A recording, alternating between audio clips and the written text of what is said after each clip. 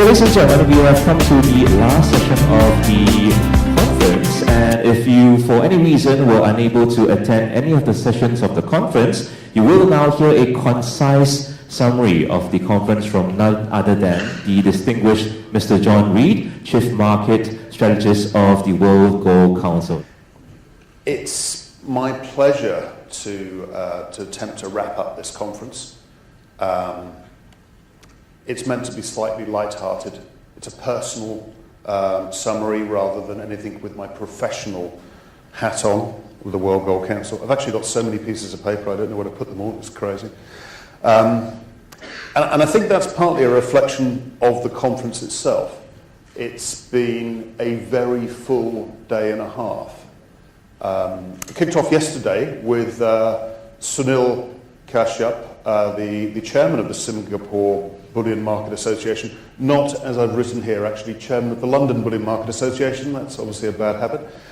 But Sunil described this conference as the end of the beginning for the Singapore Bullion Market Association. It's been 4 years since the association was set up. We've had 300 delegates from 50 countries, from 5 continents. So I really think you should invite somebody from Peru or Brazil next time so we can say that it is truly a global event. And it will be an annual event that takes place each year, around about the middle of the year. Moving on then to the guest of honour, Satvinder Singh, who's the Assistant CEO of International Enterprise. He made 2 points really, I'd say. The first one, he described the tremendous growth that had taken place in the gold market in Singapore since GST was removed in October 2012. I think 188% compound growth rate over 3 years, he mentioned, or $100 billion of trade value. So that's clearly an indication of what you can do to an important gold market when you take away taxes.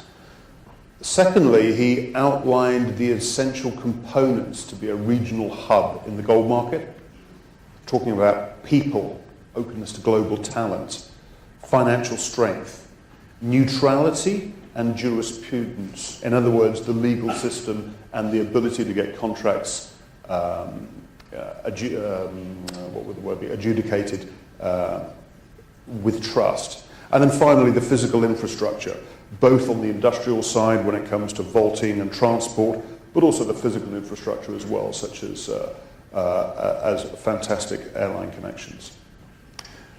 Finally, he mentioned that Singapore had identified the need for an organisation to represent the precious metals industry in Singapore, hence the creation of the Singapore Bullion Market Association. And I think the final suggestion he made was that now we need to see more Asian regional players involved with that. Moving on, I gave a speech about gold in a time of turbulence. I showed how gold had performed during the last period of turbulence around the financial crisis. I explained that we are in an environment at the moment with a lot of turbulent features potentially, and that the sort of turbulence that we saw during the financial crisis might soon return. I demonstrated also how I thought that US equities, US bonds, and the US dollar were all relatively expensive, yet gold is fairly priced if you look on a long-term basis. I also showed at the end, I think, how gold is not just for a time of turbulence. Moving on to this first special address, we had Ruth Crowell, who's CEO of the LBMA, who gave us a brief but excellent summary of the developments in the London market. 2 phrases of hers stood out to me. The first one was exhausted by regulation, which I think is a good description to what the London market has seen imposed upon it over the last 4 or 5 years post the financial crisis. And the second one, which I really liked, was conduct anxiety. In other words, bankers, traders, unwilling to do what they really would like to do because they're afraid of compliance standing over their shoulders, and the fact that they are found guilty of misconduct, it can mean jail, it can mean personal liability as well. Ruth went on to discuss the transparency initiatives that the LBMA is involved with at the moment, I should say. and described precious metals investing as like swimming in a pool of dark ink, at least until the information that is going to be published in terms of vaulting holdings and turnover. There was a less pleasant, perhaps, discussion about enforcement, the removal of the refinery elemental from the good delivery list, and also the expectation that there will be more refiners that fall off the list in the relatively near term because they don't make the volume targets. Finally, and I think something that I'm sure Albert and the SBMA appreciate, Ruth concluded by saying, our experience as an association is something we can share. So I'm sure that's something that Albert has already taken you up upon. The second special address was from David Mann, Chief Economist, Standard Chartered Bank. Welcome to the jungle, which I thought was an interesting way of describing it. Certainly also picked up on the common theme of global turbulence. But he did make the point that this part of the world is the best neighbourhood to be in, even in this potential likely turbulent environment. It's interesting to me to see that Asia is responsible for about 60% of global growth, China is a third of global growth, and Asia, ex-Japan and China, which I guess is mostly ASEAN, a sixth of global growth. And I guess it comes back to this, China really is the key. And there is a bit of a contradiction, I think, inherent in China at the moment. On the one hand, the Chinese government is very keen to double GDP by 2020. I think that's doubling from 2013. So it's a growth rate of about 6.5–7% per annum that they're looking for. On the other hand, we're seeing a rebalancing attempted to be taking place there. And we're also seeing an attempt to rein in very rapid credit growth as well. And it's going to be a very difficult balance, I think, between those different objectives. Certainly, China's regional importance to the ASEAN economies was very clear from his speech. Then we had a special roundtable on ASEAN, 8 presenters to summarise. And because of the number of presenters, I'm going to run through them relatively quickly. I guess the introduction is that the region is growing and getting richer, and the middle class is increasing very rapidly. Running through the countries individually, Myanmar is a new democracy which is opening up its gold market. Quite a lot of potential there for mining. Laos, a small country with a large gold market for such a small country, but it does have high taxes. Vietnam, on the other hand, has a long-standing gold culture which has been helped and hampered by government in the past, currently going through a phase of liberalisation after 5 years of tight control. Certainly, I think there's enormous potential in Vietnam, but the regulatory uncertainty is going to make it very difficult to predict how that one works out. Indonesia is the elephant in the region with vast population, large gold production, but the gold market seems to be slowly shrinking due to high taxes and duties. In the case of Thailand, it's moved from a jewellery-dominated market to one which is much more focused on investment now. But that doesn't seem to fit to me with the 7,000 shops that sell gold. It seems as if the jewellery market there potentially could actually come back to life. Thailand's also a large importer and exporter, and it has, which I thought was interesting, an unusual 965 fineness in its gold market, and it also has an interesting size of trading, the baht, very different from the ounce or the tola or other things, so I thought that was useful. And finally, I think Singapore, and this is a topic we'll come back to again through this sum up. It's a great example of how liberalisation can kickstart a gold industry, although no comment upon domestic demand from Singapore at all, which I thought was perhaps interesting. The next one, also 8 speakers, the shaping of market infrastructure in Asia, chaired by Robin Martin. And I think Robin did a very good job here of setting the scene by really making the point that market infrastructure is critical to a gold market. And with regulatory changes that are pushing activity towards exchanges, it can also help regularise a market as well. He made the point, though, that most new contracts fail. And for a contract or a new exchange to be successful, it needs to answer 4 questions. It needs to solve a real-world problem. there needs to be a broad range of physical and financial participants. You need to get the product and the operating model right, and then participants need to have the right incentives. Unless you have these 4 criteria, you're not going to have a successful contract or exchange launch. Now then, briefly, onto the speakers themselves. Philip's comments, basically, gold trade has increased a lot up until 2013, but then stepped back. Over the last couple of decades, we've seen a big shift in fabrication demand, which has gone from the west to the east, and the trade has followed that as well. He concluded by saying that he expects the London OTC market and the COMEX futures market will continue to be the most important players in the international gold market, but that China is steadily eroding the lead that those 2 markets have. We then had Dr. Hayward Chung, who discussed the CGSE RMB kilobar, explaining how the 900 billion of CNH liquidity in Hong Kong would allow tremendous arbitrage opportunities. Waqar Chowdhury discussed the new Australian Stock Exchange US-denominated gold futures contract. So it's a partnership with the Perth Mint and centred around the 2nd largest gold producer in the world, in Australia, and the proximity, obviously, of the larger Asian demand. Ryoki Seike from TOCOM demonstrated how important gold and platinum are to the TOCOM exchange, and showed how the launch of a new contract could be complementary to exchange volumes and not cannibalistic. Alex Shaw from the London Metal Exchange updated us on the launch of LME Precious, which is due to take place on July the 10th, where we'll see a spot and a futures market combined in the same trading venue, which should be much cheaper and more capital efficient than the OTC market trades that it seeks to enhance or dispel.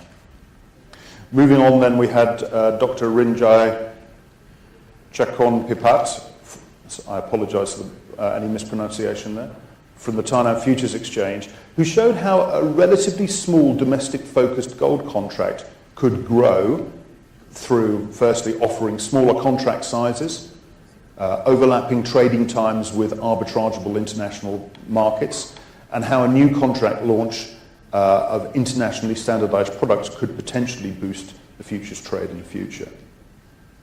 Sunhil, this time representing Scotiabank, again detailed Singapore's attraction as both a trading and a storage hub.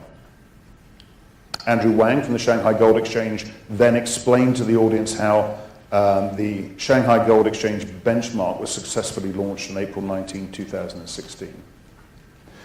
We then had an addition to the programme from the Ghanaian Minister of Land and Natural Resources, who gave an update on Ghana's mining industry and how the country was committed to social and economic developments through mining activities. Marcus Grubb then had a slightly shortened slot to talk about platinum investment, Marcus representing the World Platinum Investment Council. He gave an upbeat presentation on platinum. He was unexpectedly positive on the outlook for diesel vehicle catalysts demand and excited about fuel cell potential. It's always darkest before the dawn, said Marcus. Let's hope so for his sake. There were no time for questions there, which is a shame because I had a few lined up. Next, we moved on to building a physical gold corridor in Asia with Dr. Hayward Chung again, Wan Chiang Wu and Raymond Chan. Essentially, this plan is to build a 1,500-ton bonded vault, which is designed to tie together the gold trade in, around, and into China. It effectively will complete this triangle between London, which trades in dollars per ounce, Shanghai, which trades in CNY per gram, and Qianhai, that trades in CNH per gram. It'll allow a lot of arbitrage trade, loco swaps, product swaps as well, all based around LBMA's Shanghai good delivery. Interesting to see that it'll be blockchain enabled as well. And after the discussion of this corridor, it was followed by the signing of a memorandum of understanding between the CGSE and the SBMA. So moving on to the presentations from this morning, new opportunities in gold, with the Islamic gold investment products chaired by Shakai Fan from the World Gold Council. We had William Chin from the Singapore Exchange and Robin Lee from Hello Gold. Shakai gave a historical to present explanation of gold and Sharia and how we at the World Gold Council helped develop a Sharia standard for gold in conjunction with IOFI.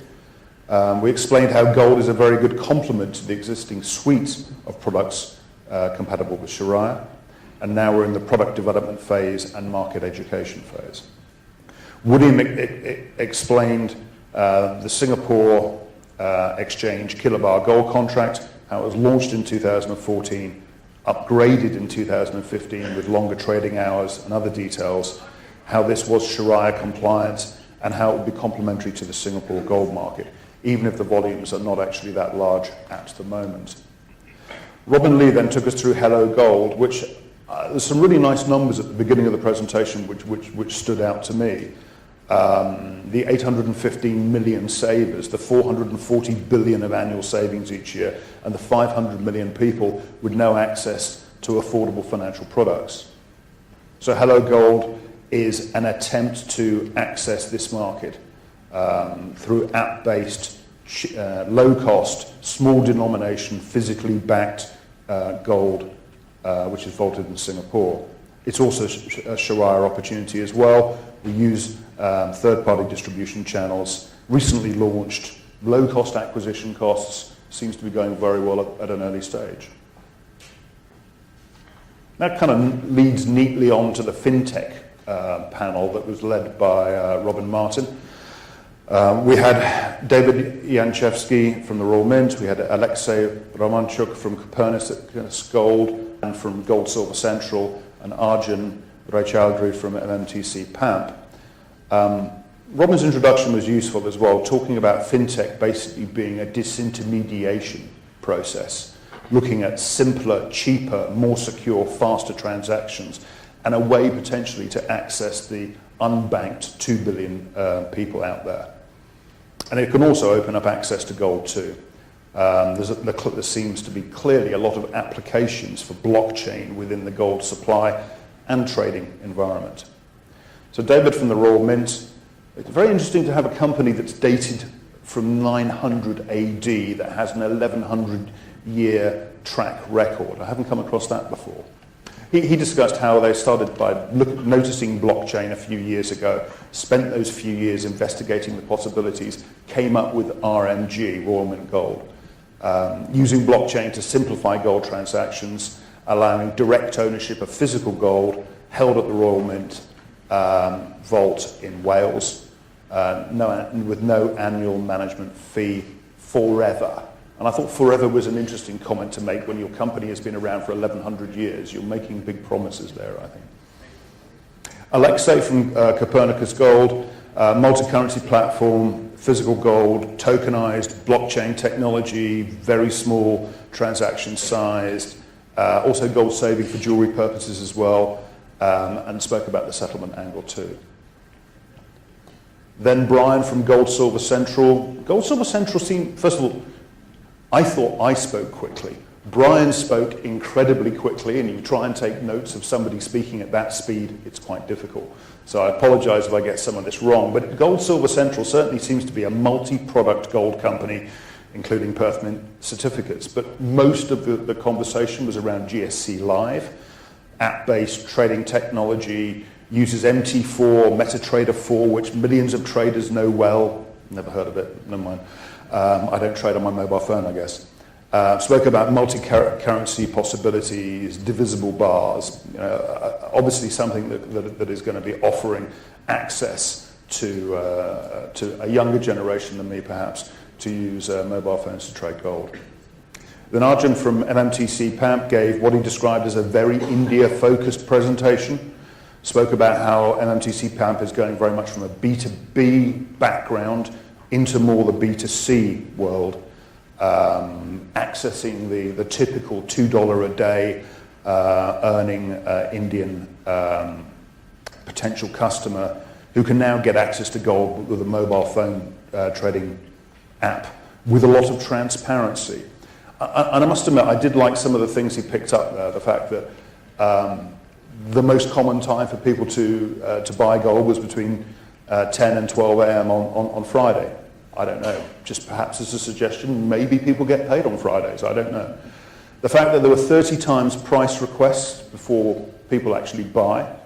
Anyone that sat on a trading desk of an investment bank and had clients asking them for prices would probably be very familiar with that ratio. The interesting one as well is that they get the most price checks between 4 o'clock and 6 o'clock in the evening, but that nobody ever trades. And I think the idea that they're actually bored and waiting to go to the pub might be quite correct. So as far as I can understand, 6 weeks this has been in operation. It's called a pilot, but yet there's millions of customers. So lots of challenges coming out of here. The challenge of scalability. It's all very well to tackle tens of millions or hundreds of millions of potential customers, but then you've got to service them. Then you've got to answer all the telephone calls. Then you've got to answer all the price requests. And I did get the impression that this has been a very big learning curve by an MTC PAMP. And I think that if anything, this is as much a big data exercise than it is a trading venue. It's not so much about transactions. It's about being set up to be able to take all of the inquiries as they come in. Through the Q&A session, I'm not going to summarise all of them, but one of the things that did strike me was trust. If I was going to be trading on my mobile phone and get into the 21st century, I would certainly want to trust the entity that I'm dealing with. And I think that must make it quite difficult for startup companies to actually get that level of trust. But then again, if I was trading gold, I probably wouldn't want to warehouse it in Wales either. So, even though you've got an 1,100-year-old track record, perhaps, location can be an issue too. What it does seem, though, thinking about this panel as a whole, it certainly seems that the way we trade gold, whether it's through blockchain or whether it's just simply through mobile phones, it certainly seems to be changing. And I got the impression that there was a view amongst the panel that gold would become more of a trading and investment product and perhaps less a jewelry product than it's been in the past. Okay, next. Right. Precious metals market review and outlook from Bart Mallock, TD, Nikos from Metals Focus, and Bruce from ICB Standard Bank. In Bart's case, he's fairly bullish and has been so for the last $150 an ounce on the upside. I wonder whether he would have said so if it had actually not had that sort of track record recently. I think as many other people have identified during this conference, real rates are driving gold. He identifies some potentially short-term risks to gold from the Federal Reserve, either through the hikes that are widely expected to take place, both on the 14th of June this year, but probably later in the year too, but also the balance sheet shrinkage that the Fed is likely to conduct. But his medium-term positivity comes from the fact that he expects real rates to stay low, doesn't expect the US dollar to go much further than here, and that the political inactions in the US by President Trump may mean less tightening required by the Federal Reserve. Nikos spoke about silver and spoke about basically the dichotomy between what has been 2016 and into 2017 relatively poor supply and demand fundamentals, and yet the price has both increased last year and set to increase quite a bit this year as well. Bruce, who admits he's not an analyst, which I think is very, very brave and correct to do, and it's good actually to hear from a trader. Traders aren't bound by the same restrictions potentially that analysts are. Traders can tell you what they think rather than be fit within a framework of formal analyst forecast. In the case of platinum, it's the most gloomy future out there. But he thinks $900 an ounce should be about a bottom and potentially get up to $1,000 an ounce over the next 12 months. The current spread to gold could widen out to maybe $350 an ounce, but then that would be an opportunity to pick it up. Whereas in the case of palladium, it's the brightest future. It's a deficit story, strong auto demand, potentially looking at parity with platinum in a year. So that's all the speeches, and I just wanted to sum up by saying a couple of things here. The overall thoughts I have, I mean, this is the first conference, the inaugural conference of the Singapore Bullion Market Association, and I think it's been an excellent conference. We've had a very packed agenda. We've had some really interesting presentations and speeches, and I'd like to say well done to everybody involved. I've got some specific feedback that I'll pass on to Albert as well, but that's because I'm picky. I'd also say I've picked up 4 main themes from here, and it's come through again and again that Singapore appears to be a great place to do business and is an excellent place to organise a hub for precious metals. Now, the conference is organised by the Singapore Bullion Market Association, so I guess they would say that, but joking aside, it's come through very much from listening to all of the descriptions of the facilities and the cooperation with the authorities here, etc. I think the second thing that's come through is that the ASEAN region is exciting. It's got the countries within the ASEAN region have tremendous potential to develop further, both economically and potentially their gold markets too. I'm looking forward to hearing more about those markets in potentially more detail in the conferences in the years to come. I think the third point that stands out, and probably more so than I realised coming into here, despite the fact that I only sit about 10 metres away from where Robin, our Managing Director of Market Infrastructure, sits, but it is very clear that market infrastructure is really important and it's really changing at the moment. FinTech also seems to have an awful lot of potential applications for the gold industry, both in terms of tracking supply, but also from trading and potentially encouraging demand. The final one, and it's kind of impossible to ignore here, China is an enormous global player in the precious metals markets, and it almost overwhelms what happens in this region. China sneezes, we all catch a cold nowadays, and I think that's come very, very clear by attending this conference. So those are my thoughts. Thank you very much for your time.